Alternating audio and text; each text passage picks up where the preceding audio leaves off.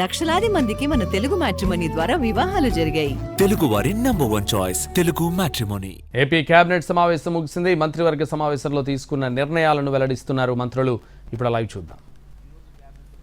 Decision June 1వ తారీఖు నుంచి ఫేర్ ప్రైస్ షాపుల ద్వారానే పీడిఎస్ రైస్ లబ్ధిదారులందరూ కూడా చేరవేసే విధంగా ఒక నిర్ణయం తీసుకున్నాం.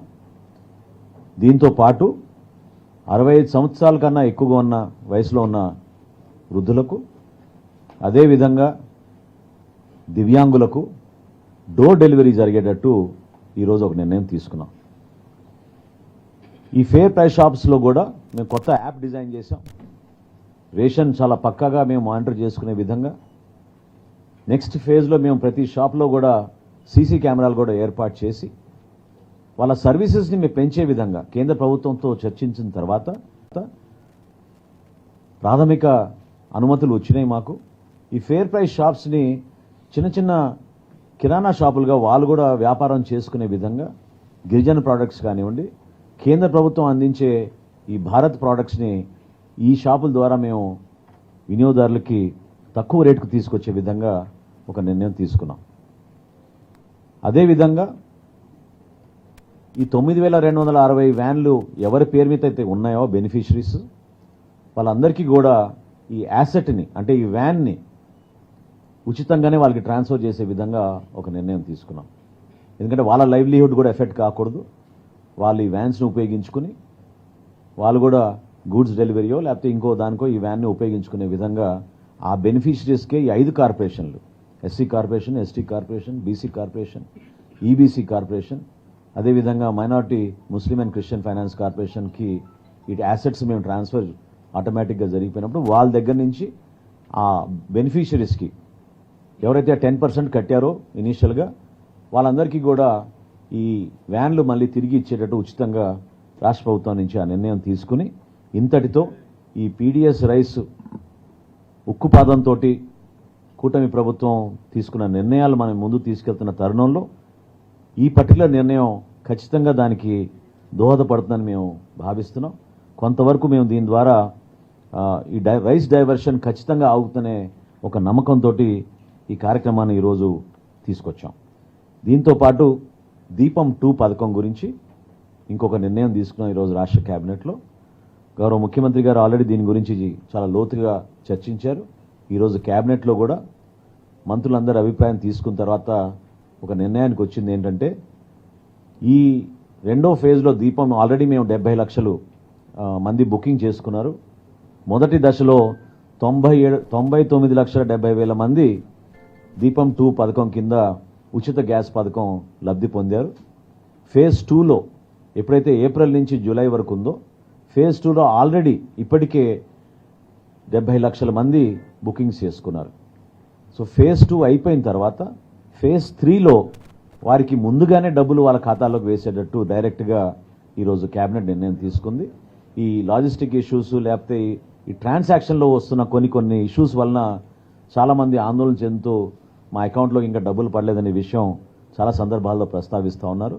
కాబట్టి వాటిని అధిగమించే విధంగా ఈరోజు ఒక ఆలోచనకు వచ్చి డైరెక్ట్గా లబ్ధిదారుల ఖాతాల్లోకి ఆ గ్యాస్ సిలిండర్కి సంబంధించిన సబ్సిడీ ఏదైతే ఉందో ముందుగానే 3వ ఫేజు మొదలవ కన్నా ముందుగానే వాళ్ళ ఖాతాలో పడే విధంగా ఈరోజు కేబినెట్లో ఈ 2 నిర్ణయాలు ప్రధానమైన నిర్ణయాలు ఖచ్చితంగా రాబోయే రోజుల్లో సంక్షేమంతో పాటు ఒక ట్రాన్స్పరెంట్గా అకౌంటబుల్గా ఉండే విధంగా రాష్ట్ర ప్రభుత్వం ఈరోజు ఈ నిర్ణయాలు తీసుకుంది. ఇప్పుడు నా సహచార మంత్రివర్యులు పార్థసారథి గారిని మిగతా అంశాల గురించి మాట్లాడమని కోరుతున్నాను.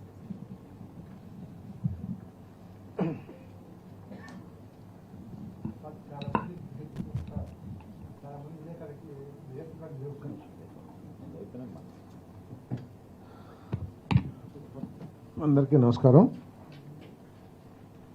ఈరోజు గౌరవ ముఖ్యమంత్రి చంద్రబాబు నాయుడు గారి నాయకత్వంలో జరిగిన కేబినెట్ సమావేశంలో రాష్ట్ర అభివృద్ధికి సంబంధించి రాష్ట్ర పారిశ్రామికీకరణ గురించి వివిధ నిర్ణయాలు తీసుకోవడం జరిగింది. అందరికీ తెలిసిన విషయమే చంద్రబాబు నాయుడు గారు, పవన్ కళ్యాణ్ గారు నాయకత్వంలో ఈ కూటమి ప్రభుత్వం యొక్క బీజేపీ నాయకత్వంలో ఈ కూటమి ప్రభుత్వం యొక్క లక్ష్యం ఈ 5 సంవత్సరాల కాలంలో దాదాపు 20 లక్షల మందికి ఉపాధి అవకాశాలు కల్పించాలి. రాష్ట్రంలోని రైతుల యొక్క సంక్షేమం కానివ్వండి, గ్రామీణ ఆర్థిక అభివృద్ధి కానివ్వండి, ఇవన్నీ సాధించాలనే లక్ష్యంతో పనిచేస్తున్న విషయం మనందరికీ తెలిసిందే. దాంట్లో భాగంగానే 15వ తారీఖున ముఖ్యమంత్రి గారి అధ్యక్షతన జరిగిన ఎస్ఐబిపి మీటింగ్లో అనేక ఇన్వెస్ట్మెంట్స్కు సంబంధించిన నిర్ణయాలు తీసుకుని వాటన్నిటి ఆమోదం కోసం కేబినెట్ సమావేశంలో పొందుపరచడం జరిగింది.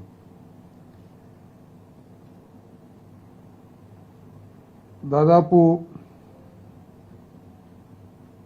13,000 కోట్ల రూపాయల పెట్టుబడికి సంబంధించి వివిధ సెక్టర్స్లో ప్రతిపాదనలు ఏదైతే ఎస్ఐబిపి పరిశీలించిందో వాటన్నిటిని కూడా ఈరోజు ప్రభుత్వం ఆమోదం తెలిపిందని చెప్పేసి మనం చేస్తాను. దాంట్లో Deccan fine chemicals private limited 1560 కోట్ల రూపాయల పెట్టుబడితో 1800 మందికి ఉద్యోగ అవకాశాలు. Bharat electronics limited defence systems integration complex government of ఇండియాది 1400 కోట్ల పెట్టుబడితో 800 మందికి ఉపాధి అవకాశాలు లభించేది. PUR energy electronic vehicle manufacturing facility అంటే ఈ బ్యాటరీలు దాదాపు 7.5 లక్షల ఈ 2 వీలర్స్ ఎలక్ట్రిక్ వెహికల్స్ని మ్యానుఫ్యాక్చరింగ్ కోసం 1786 కోట్ల రూపాయల పెట్టుబడితో 1200 మందికి ఉపాధి అవకాశాలు లభించే విధంగా.